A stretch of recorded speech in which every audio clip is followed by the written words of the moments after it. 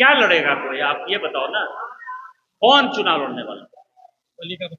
चार बार जो है, जो आदमी यहाँ पटकनी खा चुका है, 2004 हार चुका, 9 हार चुका, 14 हार चुका, 19 हार चुका, वो सीता सोरेन ने सर पार्टी छोड़ दिया, क्या कहिए? सीता सोरेन ने भाजपा ज्वाइन कर ली। पार्टी ने छोड़ दिया, उन्होंने भाजपा ज्वाइन कर ली। क्या ये सीबीआई के डर से हो रहा है?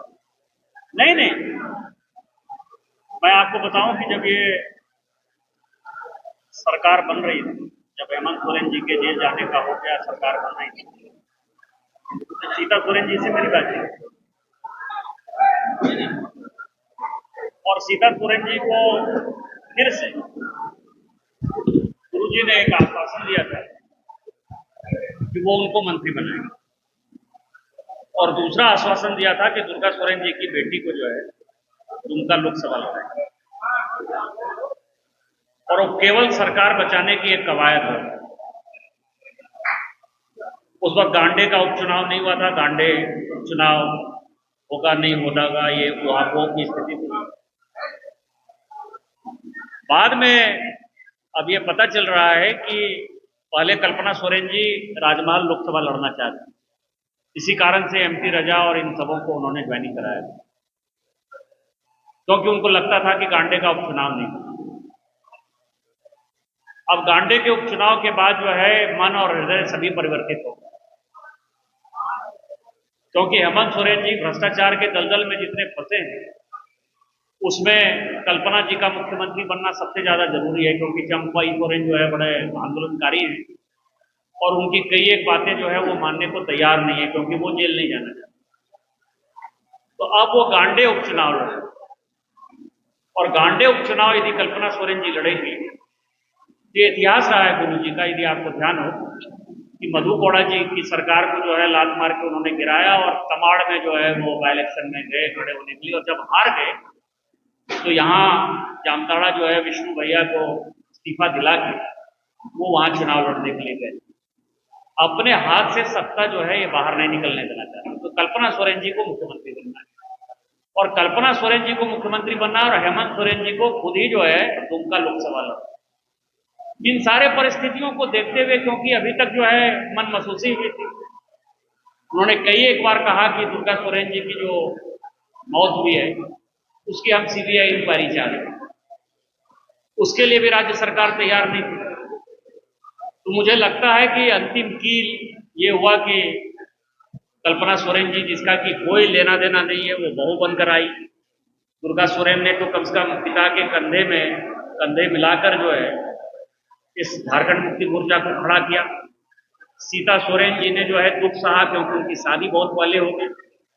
दोनों बच्चों की पढ़ाई लिखाई के लिए भी हेमंत सोरेन ने कभी ध्यान नहीं दिया, तो सब्र का बांध टूट गया।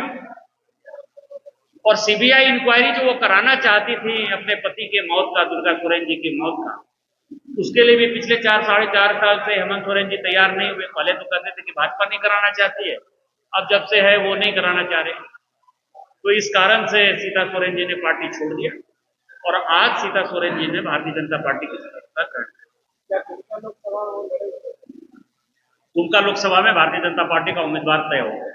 वो किसी स्वार्थ के कारण भारतीय जनता पार्टी में नहीं आई, वो अपने पति के हत्या का जो है सीबीआई इंक्वायरी चाहती हैं, और उनके बच्चों को कैसे न्याय मिले उसके लिए चाहती हैं। और जयश्री और राजश्री जो उनकी दो बेटियां हैं, मेरी भतीजी है, उनके बारे में जो कुछ भी होगा भारतीय जनता पार्टी परिवार जो है मिल बैठकर उसका फैसला करेगा। चुनाव का घोषणा हो गया और अभी तक इंडिया महागठबंधन का जो उम्मीदवार को तय नहीं हुआ, क्या करेंगे? क्या लड़ेगा कोई? आप ये बताओ ना, कौन चुनाव लड़ने वाला? चार बार जो है, जो आदमी यहाँ पटकनी खा चुका है, 2004 हार चुका, 9 हार चुका, 14 हार चुका, 19 हार चुका, वो 5वीं बार हारने के लिए कैसे आएगा? मैंने तो कहा कि अपना जिला परिषद नहीं बना पा रहा है, अपना मुखिया नहीं बना पा रहा है, उससे आप क्या कल्पना कर, कितना हरवाना चाहते हो आप? फुरकान जी भी हारते हारते थक गए, पहले भी हारते थे, एक बार जो है किसी तरह से 2004 में जो है उनको कैंडिडेट बनाया।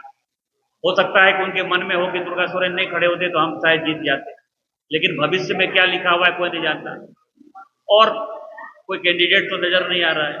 तो कोई आयातित कैंडिडेट आ जाए तो ज्यादा बेटर है। हम वेट कर रहे हैं कि कोई इंपोर्ट होके कहीं से कैंडिडेट आ जाए गोड्डा में, शायद वो मुकाबला कर पाए, क्योंकि मोदी जी से लड़ना बहुत।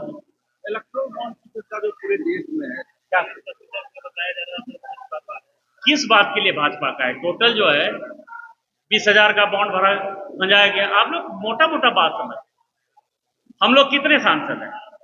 303 है। टोटल सीट है 543।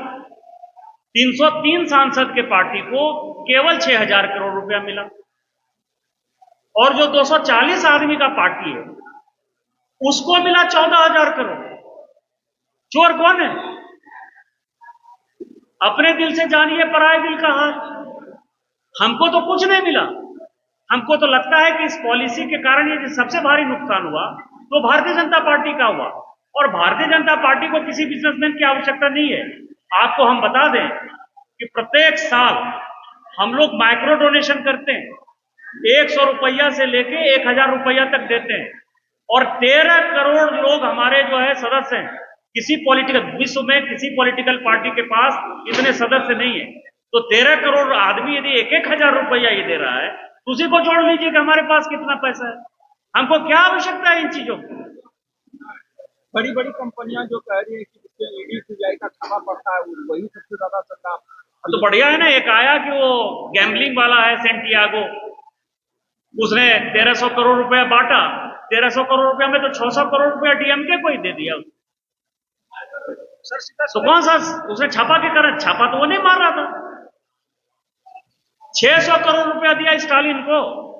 आप देखो ना, लिस्ट तो सबके सामने है, उसमें बताने की कोई आवश्यकता नहीं। सीता सोरेन का क्या व्यू भविष्य हो सकता है?